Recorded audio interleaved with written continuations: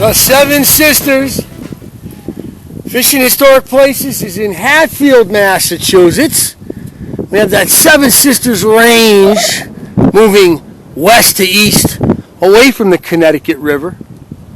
And we are at Great Pond, formerly an oxbow lake. When I say formerly, we might be talking about 1,000 years ago, but this is definitely an old oxbow of the Connecticut River, which is just on the other side of that tree line. We're in the potato fields of Hatfield. Before they were growing potatoes here, they were growing the Three Sisters. Yes, the Nonotuck Indians and the Nonotuck frequented this land. It wasn't far north of here. And in 1675, our good friends from Northampton, right on the other side of the tree line there, maybe another 5 miles over, tried to disarm those savages, as they called them, and we know they weren't, but that's what they called them then, and they had a problem. Anyways, there's some bass, there's some pike, perch, there's a lot of different fish species in here. As it was on the Connecticut River once, we could expect to catch gar, bowfin, lots of great fish in Great Pond, and we're getting to it. I got beetroot, I got Alistair Price. Time to get out there, try to catch some fish. Beetroot's already scored. It is still mid-April, and we are wearing our life vests because that's what you do in mid-April based on the law of the state of Massachusetts. You don't take the life vests off until May 15th. So Alistair Price and Beetroot and I are always in compliance. That's our name. The always in compliance guys. Because you're going fishing, you want to concentrate on what you're going after. You don't need to be thinking about all the stupid stuff that you're trying to get away with, you know? Yeah, you know what? I just cast it in there, and there's a whole bunch of little fish in there, Scott. Come over here and throw something in there. Could be. There's a bunch of fish in there.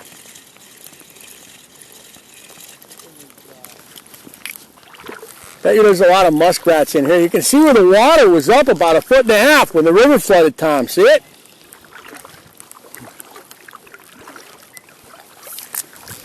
So that's another thing about this lake, is that it is still connected to the Connecticut River. So when you get floods, the floods will bring this up. And if you can see, there's a water line on the weeds in here. And that water line shows you maybe 1.5 feet of water more, maybe 2 weeks ago. Now, we're still at that point where we could get some floods. If we get some serious rain in April, you know, April and early May, you can end up with this river coming way up. And I'll tell you, last year we had rain. So this river must have been, this lake must have been very high last year, all year long. So that bodes well for fish, you know.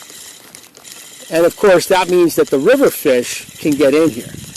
You can see the big piles of lily pad roots off to my right here. Look at those lily pad roots. Now, Amerindians used to eat them. There's turtles on them, too. There's turtles all over the place sunning themselves. As I'm looking at turtles, I'm going to lose a fish because I'm not paying attention. But that's okay, because fishing's about more than catching fish. Do you see all the turtles? There's turtles on top of almost every one of those lily pad roots. Yeah. Turtles everywhere. Well, mostly painted turtles, but I'll bet you there's some snappers too. But those lily pad roots you can grind up like a potato, and the Indians used to eat them. I mean, they were pretty much eating everything. The Nonotucks and the Nonotucks. When you start getting into, especially this time of the year, you're looking at the starving time. There's nothing growing yet. And the lily pad roots are ripped up by the ice. And I mean, you're not going to go after lily pad roots in the summer. You got so many other things you can eat. But at this time, It's some good starch for your diet. They were also, of course, tapping trees to get the sap and then boil it down and make what you guys call maple syrup.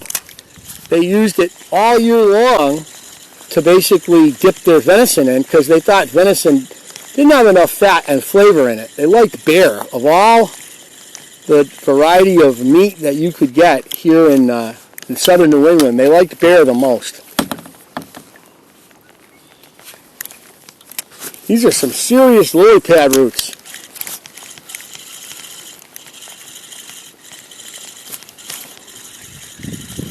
So, you know what I think is that when you see lily pad roots up like this, it suggests to me that the ice must have formed early, and then there was a flood with the ice still, the lily pad still clinging to the ice, which would have then pulled the roots up out of the ground. And that's what I think we're looking at here. And these lily pads, they'll reroot, but they're not looking happy right now.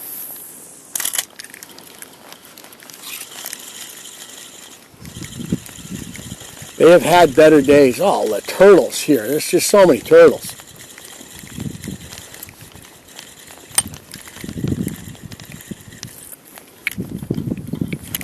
And they're mad.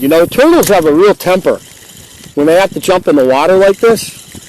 I mean, they've been up on that rock sunning. They've been minding their own business, and along we come and cause a ruckus. These turtles have to jump right in the water. They're notorious cowards, turtles. That's why they're living in a shell like that. See them? Yeah. Our friends the turtles. Looking at. Time to throw Mr. Chatterbait.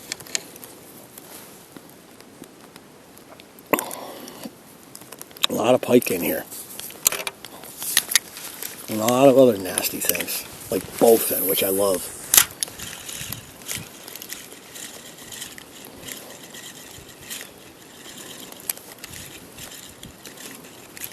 That chatterbait, you just vary that retrieve a little, give it a jerk once in a while, and wait for that thump.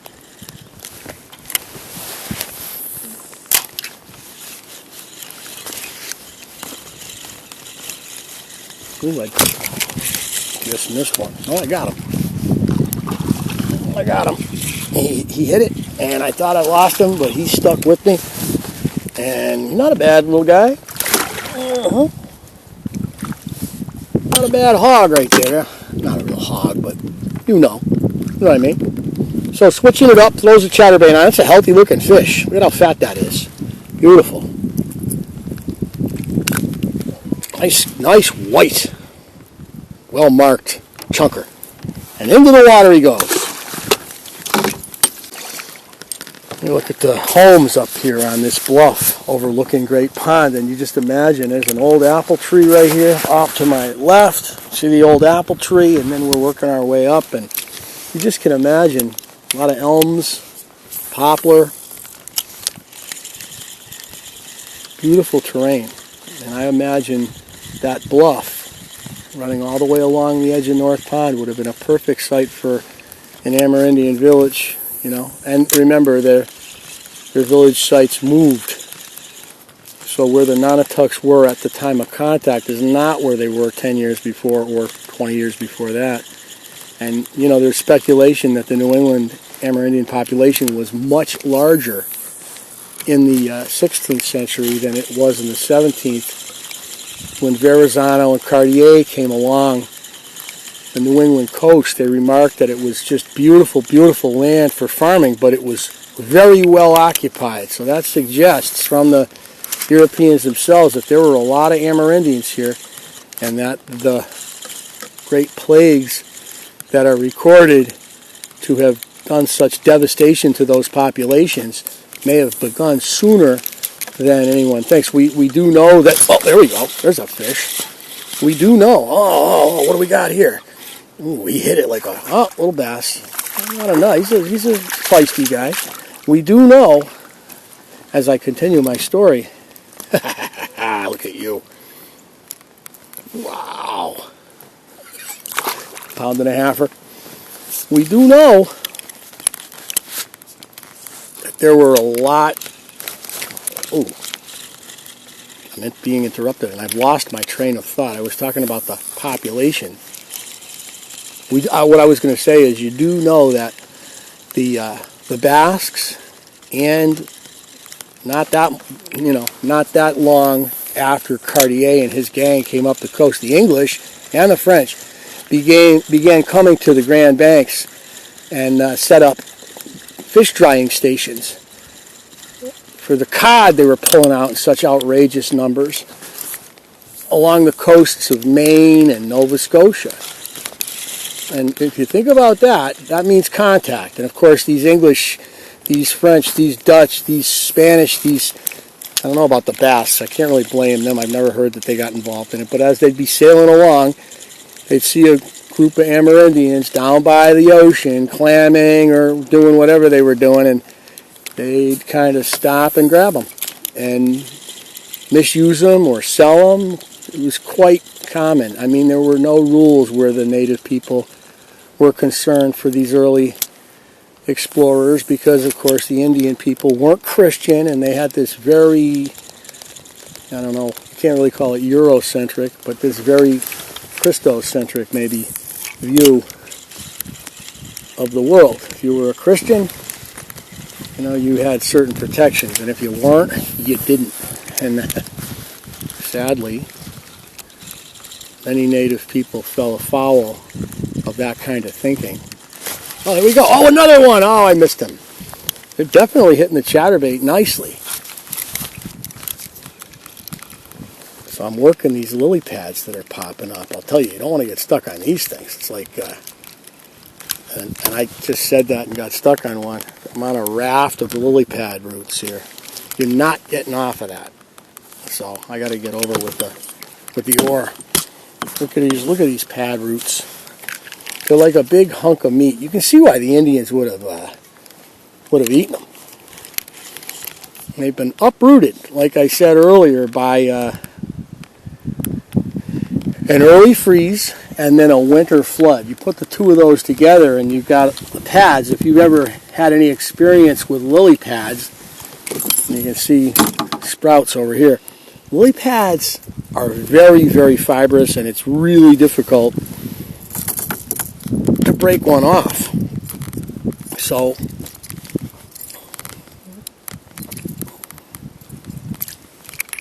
the winter ice rises with a flood, and the next thing you know,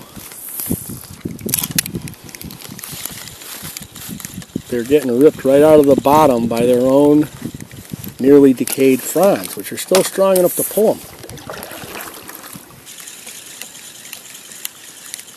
Right now, these lily pads make excellent structure if you're a fish looking to feed. And again, remember, I like to fish the north end of a lake, and my north end is to my right from where I am right now. But of all the area that I fished so far, this little bay in here should have the warmest water. Now, whether that means anything in this swampy environment, as I said that, I just got a hit. Oh. Yep, the fish followed me right to the boat, so who knows what that was. There's a lot of crappie in here.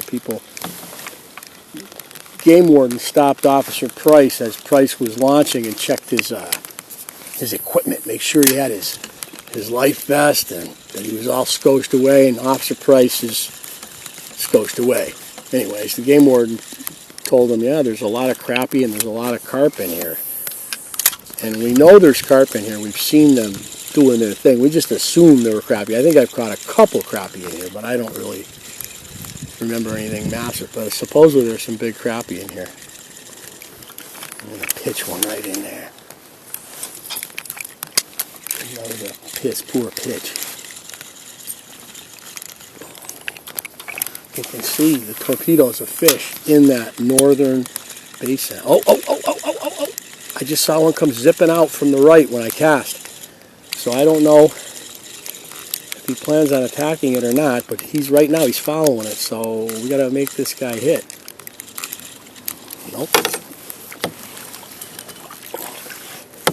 I'm going to go back in there with this little swim bait I got. So it's only 8-pound test. And it's got a heavy head on it, so I'm going to have to keep it up off the bottom. Sometimes something like this will draw a strike from one of these lazy fish. I'm going to gun another one in there.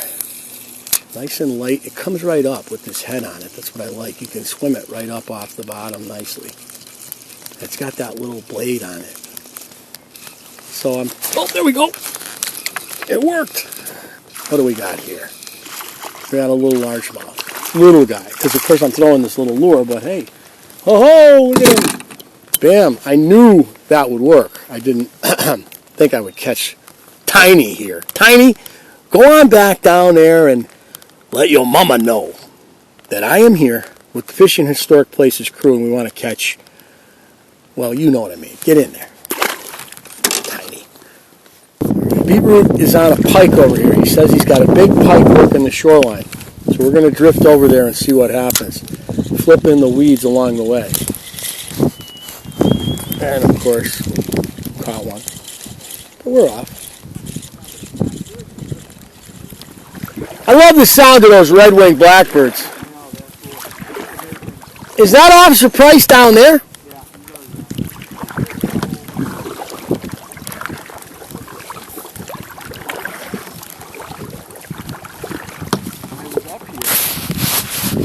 Very end, you could see those buildings in the background? Yeah. That's a horse corral with horses. Right. I was able, and just driving in here, you can see it's all just this grass. I was in there and I was in there fishing. This horse, I was freaking him out. I had to get out of there because he was like territorial. You could have been running back. Imagine getting attacked in a kayak by a horse. No, well, he was up in the, I was out, but I don't think a kayak ever got, like he was like, what is that? Yeah, he didn't know what I was doing. It was like, he was running the fence back and forth and stomping his foot and then snorting at. That's why we do this. We get outside because you have adventures. I don't care. Yeah, right. It's not going to happen inside. Yeah, so one time we were up there, there were deer right in really? The bottom of that woodline. It looks so nice. I mean, you can see these high banks on the west edge of the pond. And you definitely could imagine all along the top there, you're going to have archaeological evidence of Indian villages all along. Look at that. Oh, yeah. Those are mayflies, aren't they? Those are right there. You can see a muskrat den. Lodge is what they call it, a lodge.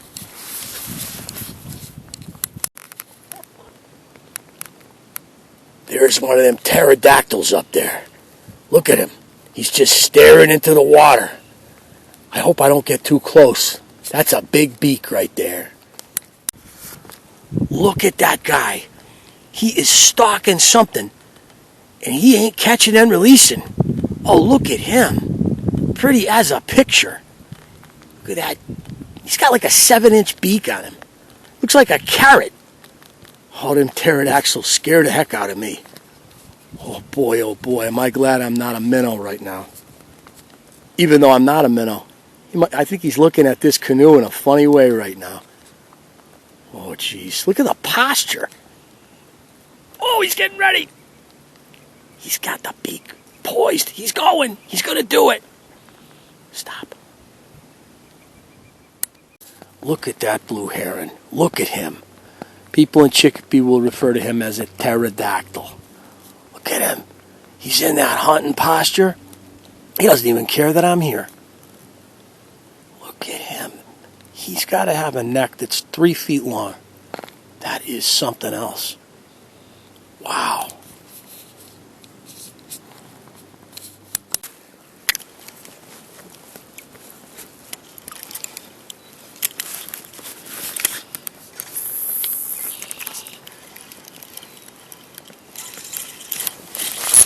There we go. It's a better fish.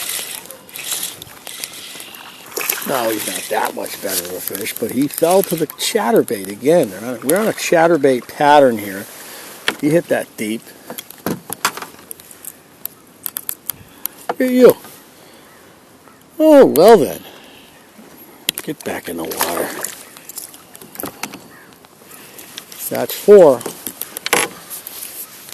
So I had a feeling that this would be an area to hit as a result of the fact that it looks like the other place that I had the luck.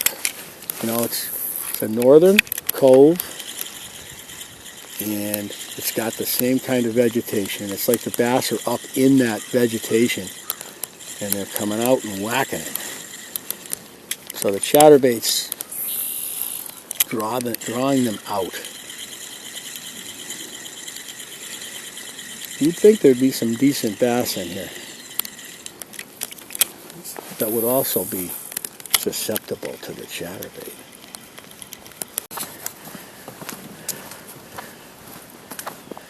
So I got 4. Officer Price was into the crappie pattern today. He came down with 3, and you got a bass right off the get-go. Notice how he's attaching this. This is one of them tules, as he says. Tule. It's from Sweden. So he straps it down. So he just puts it on sideways, straps this thing down. Watch how simple this is. And then you do a couple of knots. Nothing it around there. A couple of like knots like this, like that. Oh yeah. In this one. But I gotta get more different straps because it makes it more easier for me. And do you get them at IKEA? Or can you use non-Swedish straps? Harbor place, high-end place called Harbor Freight. Harbor Freight. Very high-end. Really high-end. Quality straps. Put it in like this, and you do it, and you do it, and you twist it like that. And you put it in, and you put the other one in like this. Ah. Seems so easy when you show it to me. Yes. And every time I do it, I got to figure it out all over. He does it a little different. He's an efficiency expert. He gets it nice and tight. Just, a little bit of streak with a little tricep. Yeah, touch of the biceps. And then every now and then you go, I. The I doesn't do a thing. But it makes you feel better. It makes you feel good, yeah. It makes you feel strong. Like bull. Yeah. So now he's tying it up. And now he's going to push a button or something. This is a special kind of knot. This is called the Scotty knot. What's Scotty? The Scotty knot, and then you do it not once, but twice. 2 times through. Now this is the tricky part that I haven't mastered. So that's why we've got it on video. For when you do master it, you'll look back in fondness at this video. And I've got to find the handle. He's got a handle down there. He's finding the handle. I'm not even like. I see. He's got the handle right there. Now he's got to get the other handle, right? Yeah, but because of the slope. There it is. There it is. There it is. Oh, look my at God. this. That is a first right there. He did it in 1 try because he knew he was on film. He's a performance player. And you check, and you go like this. You go, I, and it's. Yeah. He's ready now. Peace, man. Peace out. Yep. That's it. We had a good day. I mean, we had fun. I mean, it's that early time of the year where a lot of guys aren't even bass fishing yet. Oh, it's absolutely gorgeous. Yeah, beautiful day, and we got some fish, and you know, they were definitely not like. Some ducks. Yeah, we saw some ducks, ospreys. How about those pterodactyls? There was 3 or 4 of them around. Yeah, I saw one. Those things in the water. And the turtles. There were turtles all over this place. I mean, this. If we were in a turtle tournament, we could have cleaned up. Okay, now so I got the lifted Subaru. Would you be able to make it the money? Oh, totally. I think this Subaru, Toyota. When I saw this park, I didn't even know it was you because it's big. It looks bigger than it is.